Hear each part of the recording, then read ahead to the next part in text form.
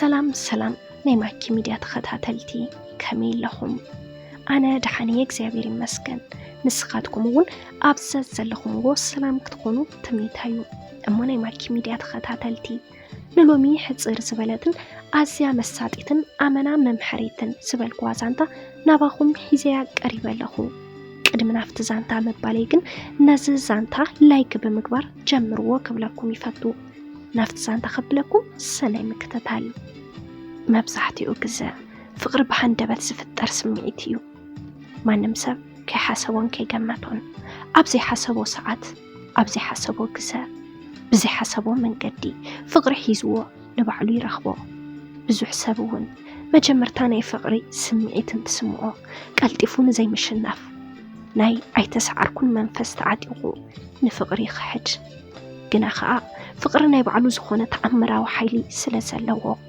ቀልጢፉ ኣይሰደካን ኣብ ናይ ፍቅሪ ነገር መብዛሕቲና ሰባት ከም ንግንዘቦ ሓደ ሰብ ከፍቅር እንተኾይኑ ምስ ከምኡ ዝኣመሰለ ኣብናቱ ተመሳሳሊ ዕድመ ምስ ዘሎ ምስኡ ምስናቱ ተሓሳስባ ዝኸይድ ዓይነት ተሓሳስባ ምስ ዘለዎ ሰብ እዩ ፍቅሪ ዘሕዞ ምኽንያቱ እውን ከዓ ብኣብዝሓ ስለ ዝቀራረቡን ጊዜኦም ብሓደ ስለ ዘሕልፉን እዩ ንሓደ ሰብ ክተፍቅሮ እንተለኻ ንኡ ብዘለካ ዝተወሰነ መለኻኽታ ክኸውን ይኽእል እዩ ሜሮን ትበሃል ካብ ብቆልዕነታት ሒዛ ዓባይ ትፃወት ናይ ቆልዓ ዓባይ ዝኾነት ፍጥረት እያ ብመልክዓ እውን ተሕሚ ዓይነት ቆልዓ ይነበረትን ብጣዕሚ መልክዕቲ ዝኾነት ከም ታቦት ብደንቢ ብስርዓት ፀሪቦም ዝሰርሕዋ ክሳብ ትመስል እዩ ፅባቂኣ ካብ ብቆልዕነታ ጀሚራ መፅሓፍ ምንባብ ብጣዕሚ እያ ትፈቱ እተንብቦ መፅሓፍ ግን ናይ ትምህርታ ንፍልጠት ዝሕግዝዋ ዓይነት ዘይኮኑስ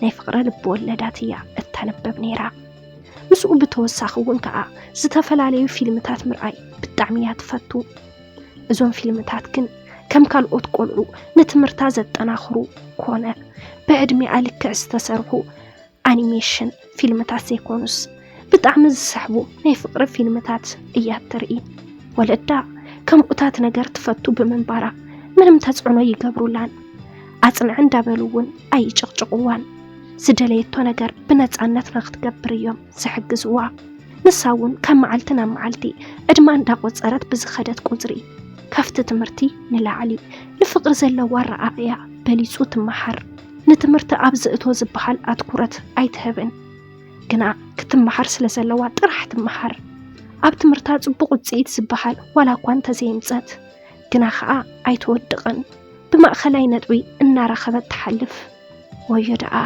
ብዙሕ ናፍቲ ትምህርቲ ኣቓልቦ ዘይትገብር ኮይና እምበር ናተይ ላንተ ትሕዞስ ከምዓ ዓይነት ንፉዕ ተመሓራይ ኣይመተረኸበን ነይሩ ግና እሞ እንታይ ይኹን ኣብ ክንዲ ትምህርታዊ መፅሓፍ ልብወለዳዊ መፅሓፍ እንዳንበበት ቆልዓ ናይ ፍቅሪ ፈላስፋ ኮይና ተረፈት ዘለዋ ናይ ርእሳ ፍልጠትን ንቕሓትን ዝተገንዘቡ መምሃራን ብውልቀ ሲሕቦም ኩሎም መኺሮም እዮም እንተ ሜሮን ግና ናይ ሓዲኦም ምኽሪ ከይሰምዐት ብናታ ረኣያን እምነትን ጥራሕ ትኸይድ ወለዲ ሜሮን ብጣዕሚ ውለዋሓት እዮም ንብዙሕ ዓመት ኣብ ሓደ ከባብን ትነብሩ ብሕማቕ ነገር ድምፆም ተሰሚዕ ኣይትፈልጥን ኩሉ ግዜ ምስ ፍቅሮም ሕጉሳት ኮይኖም በብመዓልቱ ፍቅሮም ካብ ዝነበሩ እንዳወሰኸ እናዘየደ ይዕንብብ ንጓሎም እውን ኣብ ክንዲ ብጎይቂ ብፀርፍን ብባእስን ቀሰቢሎም ብፍቅሪ ዝደለየቶ ነገር ይመኽርዋ ኣብቲ ገዛ ንሳ ጥራሕ ስለ ዝኾነት ጓሎም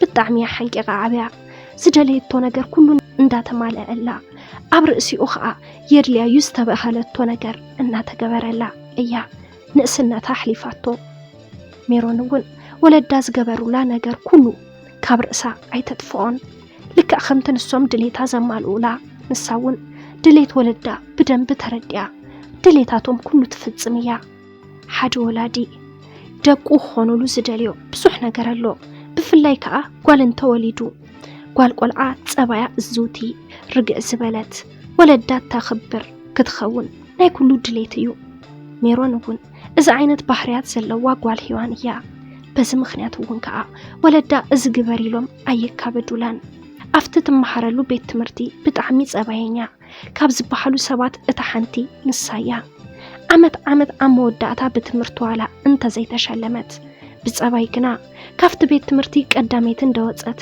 ትሽለም እያ። ሜሮን ኣብ ዙርያ ብዙሓት ሰባት የለውን ብባህርያታ ምስ ብዙሓት ሰባት ምትሕውዋስ ኣይትፈቱን ርግእ ዝበለ ዓይነት ጸባይ ስለ ዝነበራ ናፍቲ እንዳበለት ምስ ኩሉ ኣይትፋለጥን።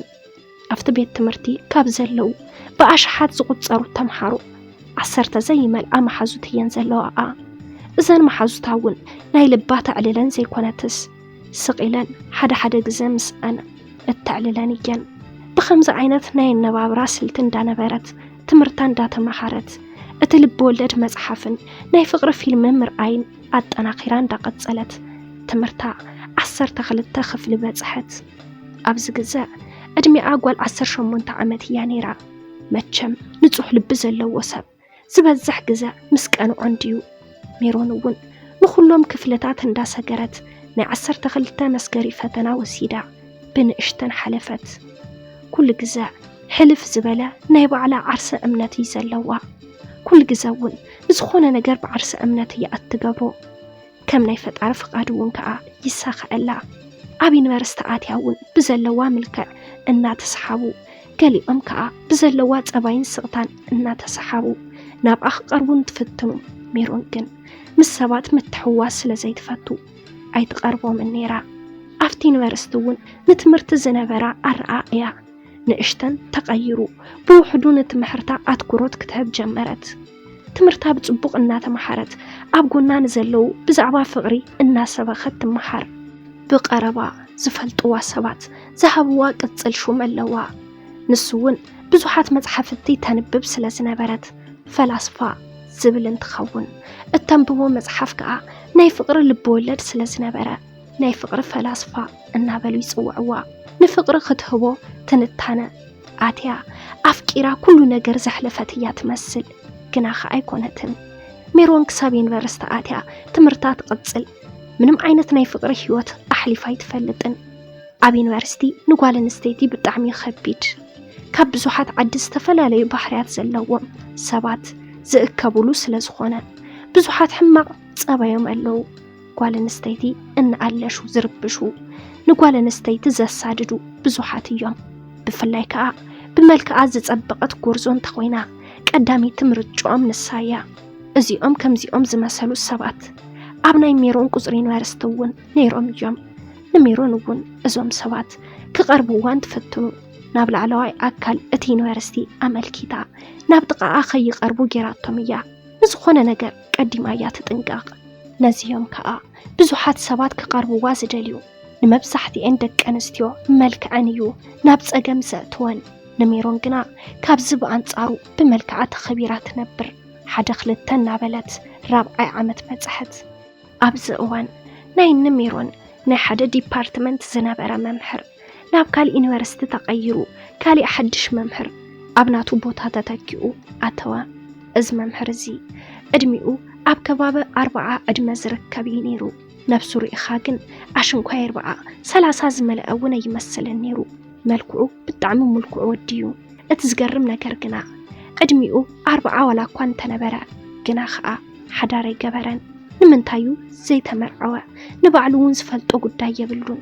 ካብ ሓደ ዩኒቨርስቲ ናብ ካልእ እናተዛወረ መምህርነቱ ይቕጽል። መምህርነቱ ብጣዕሚ ዝፈትዎ ንስርሑ ብጣዕሚ ዓብይ ዝኾነ ክብሪ ኣለዎ። እዚ መምህር እዚ ናብቲ ዩኒቨርስቲ እንተኣቱ ናብኡ ጥራሕ ኣይኮነን ኣትዩ ነይሩ። ናብ ናይ ሜሮን ልቢ እውን እዩ ብዘይ ፍቃድ ሰተት ኢሉ ኣትዩ። ሜሮን ነዚ መምህር ምስ ረአየቶ እቲ ቅድሚ ሕዚ ተሰሚዕዋ ዘይፈልጥ ቅድሚ ሕዚ ኣሕሊፋቶ ዘይትፈልጥ እቲ ንብዙሓት ሰባት እትትርኾ ፍቕሪ ሓዛ መጀመርታ ከባቢ ናይ ዓይኒ ፍትወት ጥራሕ መሲልዋ ሸለል ክትብሎ ሓሲባ ዋላ እኳ እንተነበረት ከም መዓልቲ ናብ መዓልቲ ግን ኩነታታ እናበረሐላ ከም ዘፍቀረቶ ተረድአት። ንኡ ከም ዘፍቀረቶ እንትትሓስብ ኣብ መንጎኦም ዘሎ ናይ ዕድመ ኣፈላላይ ሓሰበቶ። ንሳ ኣብ ከባቢ 20ታት እዩ ዕድሚኣ፣ ንሱ ከዓ 40። ኣብ መንጎኦም ናይ ከባቢ 20 ዓመት ዝኸውን ኣፈላላይ ኣለዎም። ግና ከዓ ሜሮን ተኣምነሉ ሓደ ባሓህላ ኣለዋ። ፍቅሪ ዕድመ ይግድቦን ዕድመ ቁጽሪ ጥራሕ እዩ ዝበለት ተሓሳስባ ስለ ዝነበራ ስለ ዘፍቀረቶ ምንም ኣይተጣዓሰትን።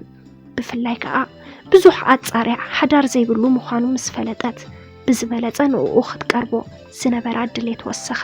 ሓደ ግዜ ክትሓስቦም ከላ ንባዕላ እውን ብጣዕሚ ዝገርማ ንመምህራ ክተፍቅር ሓሲባቶ ፍጹም ዘይትፈልጦ ነገር እዩ ነይሩ። ግና ኩሉ ነገር ዝኸውን ብዝደለኻዮን ብዝሓሰብካዮን ዘይኮነስ ፈጣሪ ብዝፈቀደልካን ብዝመረጸልካን ስለ ዝኾነ ሜሮን ንመምህራ ፍቂራ ከመይ ጌራ ክትቀርቦ ጨነቃ ሓሳባ ካፊላ መፍትሒ ክህባ ዝኽእል ናይ ልቢ መሓዛ ይብላን።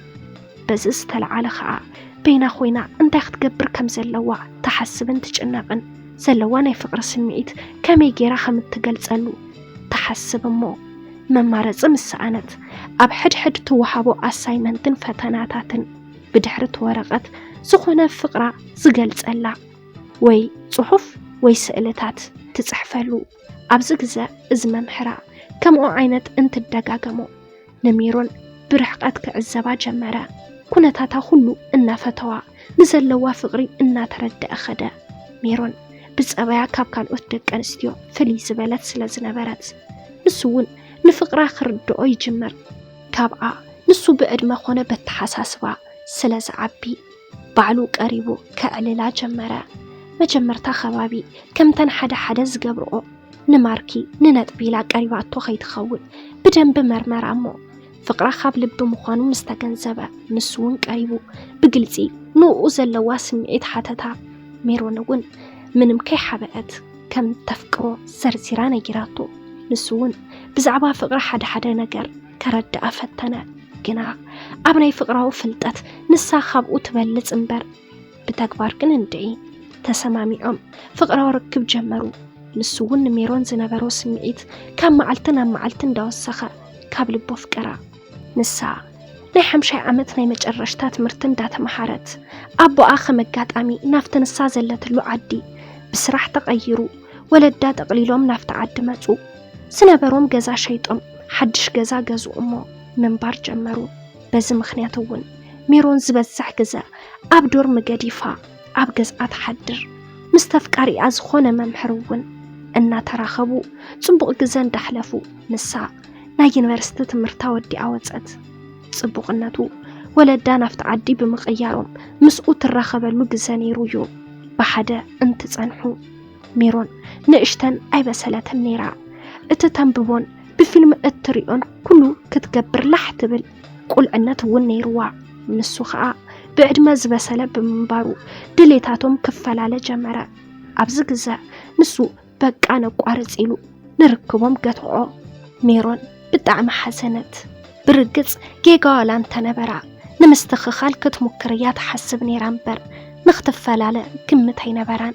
በዚ ከዓ መዓልታዊ ንብዓት ኮነ ስርሓ ንኡን ምርሳዕ እውን ከዓ ሓደ ብተደጋጋሚ ንፍቅሪ ዝሓታ ዝነበረ ወዲ ንኽትምርዖ ወሲና ኣብ ሓፂር ግዜ ውሽጢ ተመርዐወት። ምስቲ ሓድሽ በዓል ገዝኣ ፍቅሪ ስለ ዘይነበራ ርክቦም ኣብ ዝእቶ ዝበሃል ኣይነበረን። ሜሮን ቀልጢፋ ነቲ መምህር ኣፍቃሪኣ ንምርሳዕ ክትወልድ ሓሲባ ምስ ተመርዐወት ድሕሪ 3 ወርሒ ጥንሲ ሓዘት። ግና ናይ መጀመርታ ፍቅርኻ ኣይርሳዕን ክበሃልስ ሓቂ እዩ። ሜሮን ክትርስዖ ኣይከኣለትን። ጊዜኣ ኣኺሉ ጽብቕቲ ጓል ኣንስተይቲ ቆልዓ ወለደት። ጓላ እንትትዕቢ ኣብ መንጎ ዝኾነ ነገር ሰምዐት። እቲ በዓል ገዝኣ ቅድሚኣ ሓዳር ከም ዝነበሮን 2 ቆልዑ ከም ዝወለደን ሰምዐት። በዚ ከዓ ብጣዕሚ ተናደደት። ኣብ ውሽጢ 2 ዓመት ምስቲ በዓል ገዝኣ ተፋቲሓ በይና ኮፍ በለት። ድሕሪ ብዙሕ ፃዕሪ ንእሽተን ተረጋጊኣ ኣቦኣ ኣብ ዘውፀላ ንእስ ዝበለ ሬስቶራንት ክትሰርሕ ጀመረት። ኣብዚ ግዜ ምስ ሓደ ጋዜጠኛ ተላለየት። እዚ ጋዜጠኛ ንሜሮንን ንጓላን ተዓዚቡ ብድሕሪኣ ዝኾነ ዛንታ ዶ ይህሉ ኢሉ እዩ ቀሪብዋ። ከም ዝሓሰቦ እውን ተኣምራዊ ዝኾነ ዛንታ እዩ ነይሩዋ። ብደንቢ ተቀራሪቦም እውን ከዓ ህይወት ዛንታኣ ኣፃወተቶ። ንሱ ናብ ዘዳልዎ ዓብዪ ፕሮግራም ዓደማሞ ቃለ መጠይቕ ገበረላ። እዚ ቻናል ብዙሓት ዝከታተልዎ ብምንባሩ ሜሮን ኩሉ ሰብ ይፈሊጥዋ። ኣብቲ ቃለ መጠይቕ ብዛዕባ ህይወታ ገሊፃ ኣብኡ እንተላ እቲ መምህር ኣፍቃሪኣ ዝሪኣ እንተደኣ ኮይኑ ካብ ሽዑ ከም ዘይረስዓቶን ሓዳር እንተደኣ ዘይገይሩ ኣብ ዝደልዮ ንኽመፃ ናይ ሬስቶራንት አዳራሽ ገሊጻ መልእኽታ መሓላለፈት ከመጋጣሚ እቲ መምህር ኣፍቃሪ ኣይከታተላ ነይሩ ብጣዕሚ ተገረመ ሜሮን ካብ ሕሉፍ ተማሂራ ብጣዕሚ ያለቢማ ንፍቅሪ ዝነበራ ረኣያ ኸኣ ተግባር ወሲኻትሉ ብጣዕሚ መስተውዓሊት ኮይና እዚ መምህር እውን ከም ዝበለቶ ኣብ ሓፂር እዋን ስልክ ደወለላሞ ብድምፁ ፈለጠቶ ንኽራኸቡ ቆፀሩ ሒዞም ከኣ ተራኸቡ ይቕሬታ ተሓታቲቶም እውን ከኣ ናብ ፍቅሮም ተመሊሶም ብሓደ ሓዳር መስሪቶም ይነብሩ ኣለዉ ሜሮን ኣብ ዝሕዚ ሰዓት ካፍቲ ሓደ ካፍቲ ናይ ቀደም በዓል ገዝኣ ሓንቲ ጓል ካፍቲ መምህር ክልተ ቆልዑ ወሊዳ ሰለስተ ውላድ ወሊዳ ብፍቅሪ ትነብረላ ከማይ ዝበለ ፍቅሪ ሓብኩም ከኣ ትብለናላ ለካስ ናይ መጀመርታ ፍቅሪ ፍጹም ኣይርሳዕን ትብል ሜሮን ሰላም ሰላም ናይ ማኪ ሚድያ ተኸታተልቲ ንሎሚ ሒዘልኩም ቀሪበ ዝነበርኩ ዛንታ ነዚ መስል ነይሩ ነዚ ዛንታ እንተደኣ ፈቲኹምዎ ኣብ ናይ ኮመንት መጽሓፍ ቦታ ሓሳብ ርእይቶኹም ግደፉልና ነዚ ቻናል ሓደሽቲ እንድሕር ዳ ሓሊኹም ሳብስክራይብ ብምግባር ነታ ናይ ዶል ምልክት ብምንካእ ናይ ቻናልና ናይ ወትሩ ተኸታተልትና ክትኾኑ ንላቦ ነዚ ቻናል ላይክ ሼር ሳብስክራይብ እንዳገበርኩም ብቐጻሊ ብኻሊእ ዛንታ ብኻሊእ መደብ ብኻሊእ ሓሳብ ክሳብ ንራኸብ ክሳብ መወዳእታ ምሳና ስለ ጽናሕኩም ካብ ልቢ እንዳመስገና በዚ ክንፍለየኩም ሰሰናዩ